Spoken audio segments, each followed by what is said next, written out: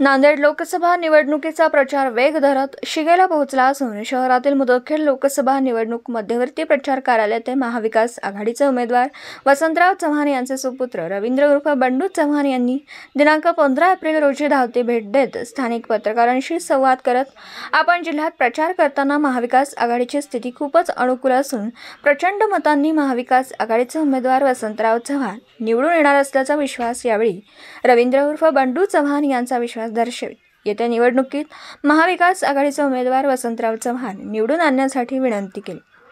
तालुका मुदखेड, जिल्हा नांदेडहून प्रतिनिधी अतिक अहमद।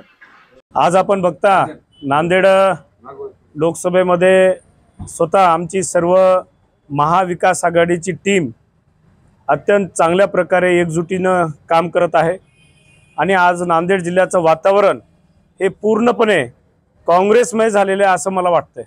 आज इथली नांदेड लोकसभेची निवडणूक जर बघितली तर सर्वसामान्य जनता विरुद्ध धनशक्ती विरुद्ध जनशक्ती अशी निवडणूक आहे मला वाटतं आणि ही निवडणूक जनतेने हातात घेतलेली आहे आणि मला विश्वास आहे की येणाऱ्या निवडणुकीमध्ये हा जनतेचा मोठ्या मताधिक्याने विजय होईल। मला वाटतं किती जरी स्टार प्रचारक नांदेड जिल्ह्यामध्ये आले तर यापुढे काही फरक पडणार नाही।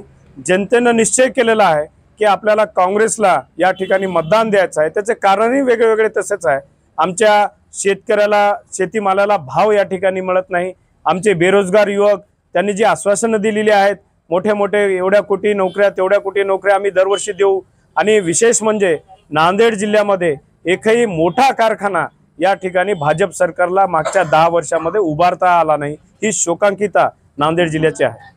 बघा 7-12 हा कोणाचाही नसतो आणि 7-12 मला वाटतं हा जनतेचा असतो।